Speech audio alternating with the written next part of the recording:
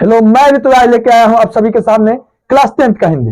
मैं ये जो पॉइंट और टॉपिक जो बता रहा हूं, एग्जाम पॉइंट ऑफ व्यू से सिर्फ बताया जा रहा है, यानी कि बहुत छोटी सी टाइम में बहुत बड़ा चैप्टर का जो है कवर दे रहे हैं हम आपको। ठीक, यह जो चैप्टर है बिहार बोर्ड के लिए बनाया गया है और यह हिंदी की पहला चैप्टर है जो गद्य खंड से लिया गया है। और यह जो चैप्टर का नाम है श्रम विभाजन और जाति प्रथा, यह जो लिखे हैं डॉक्टर भीमराव अंबेडकर लिखे हैं। कौन लिखे हैं? डॉक्टर भीमराव अंबेडकर। और यह जो है इनका जन्म जो हो रहा है 14 अप्रैल 1891 में हो रहा है भारत में। भारत के कहां पे? तो महू मध्य प्रदेश। मध्य प्रदेश भारत के अंदर का एक राज्य है, उस वहां पे महू नाम के जिले में 1891। याद कैसे रखेंगे? तो 18 के बाद बाबू आता है 19, तो पहले का सीधा है, दूसरा 19 जो है इसको पलट दिया गया, यानी 1891। 14 अप्रैल 1891 को इनका जन्म हो रहा है महू मध्य प्रदेश में। चैप्टर कौन सा लिखा है? श्रम विभाजन और जाति प्रथा। यह जो है एक निबंध है, यह जो है एक निबंध है। और पूछा जाएगा कि आप कैसे याद रखेंगे कि श्रम विभाजन जाति प्रथा जो है डॉक्टर भीमराव अंबेडकर रखे हैं, तो नाम में देखिए इनका क्या है? भीम। अब भीम का मतलब होता है श्रम करना। भीम का मतलब क्या होता है? श्रमिक। जो आदमी श्रमी होता है, परिश्रमी होता है, श्रमिक जैसा होता है, यानी भीम जैसा दिखता है। ठीक है, इनका जन्म हुआ 14 अप्रैल 1891 महू मध्य प्रदेश में। जाति से महार है और इनकी कुछ प्रमुख रचनाएं जो है यहाँ पे लिखा गया है बाबू। थोड़ा ध्यान दीजिएगा कैसे।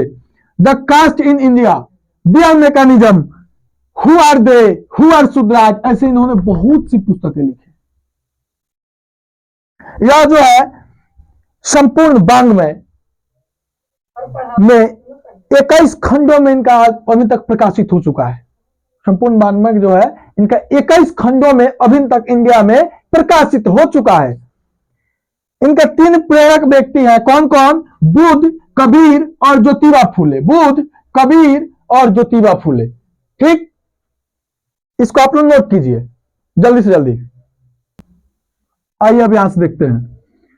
ये जो भाषण देने वाले थे एनिहिलेशन ऑफ कास्ट, जिसको ललई सिंह यादव ने हिंदी रूप में रूपांतरण किया है, वह भाषण पाकिस्तान का जो लाहौर है यहीं पे होने वाला था, जाति पाति तोड़क मंडल।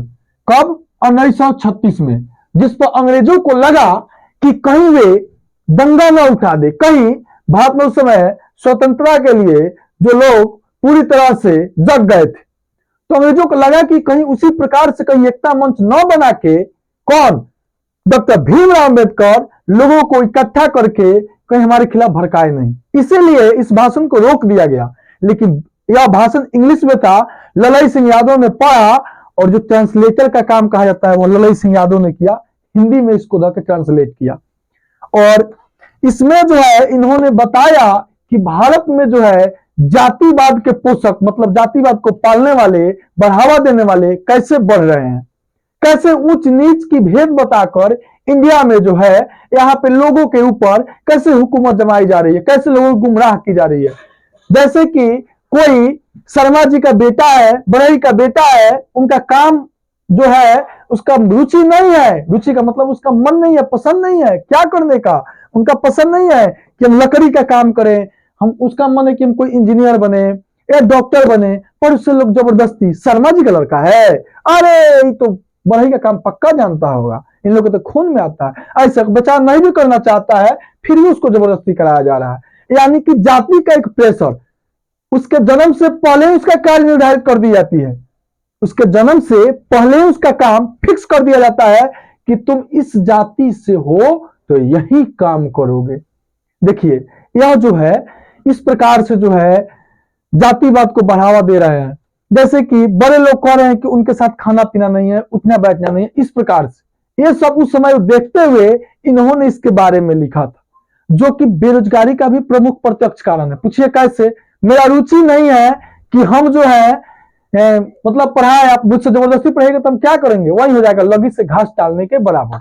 यानी कि बिना रुचि का हम काम करेंगे, वही बस एक धर्म निभाएंगे कि हम काम कर रहे हैं, किसके लिए? आपसे सैलरी पाने के लिए। तो जो है सैलरी के लिए जो काम हो रहा है ना, यानी पैसा के लोभ में वे काम हो रहा है, वे काम में उसका रुचि नहीं है, जबरदस्ती करवाया जा रहा है। और इस प्रकार से जो है इन्होंने बोला कि लोग ऐसे चाह रहे हैं कि भले बेरोजगार रह जाए लेकिन बिना मन का काम ना करे, क्योंकि बिना मन का काम करने से क्या होता है कि जो बिना मन का काम करेगा वहां पे व्यक्ति, तो बिना मन का काम करने से जो यहाँ पे मन नहीं लगेगा तो बेरोजगारी पैदा होगी, बेरुचि पैदा होगी। इसी प्रकार से इन्होंने पूरी चैप्टर के अंदर समझाया है। उस भाषण में यही बताने वाले थे। उसमें बोले हैं कि जब भाईचारा भारत में दिख जाएगी तो यहाँ पे क्या होगा कि जब भाईचारा भारत में दिख जाएगी तब यहाँ पे जो होगा हमको वास्तविक एकदम स्वतंत्र भारत, लोकतंत्र भारत ऐसा दिखने को मिलेगा। तो उन्होंने बोला था भाईचारा भी कैसा हो, उनके अनुसार बोले थे कि दूध और पानी के मिश्रण की तरह भाई भाई का भाईचारा हो। और इसके बारे में इन्होंने बहुत अच्छे से समझाया है। और सच्चा लोकतंत्र भाईचारा को ही बताते हुए इन्होंने इसको मतलब भाषण को समाप्त किए थे, जो ललई सिंह यादव के द्वारा बताया गया है। और इनकी निधन हो जाती है, यानी मर जाते हैं, मृत्यु हो जाती है कब? दिसंबर 1956 में दिल्ली में।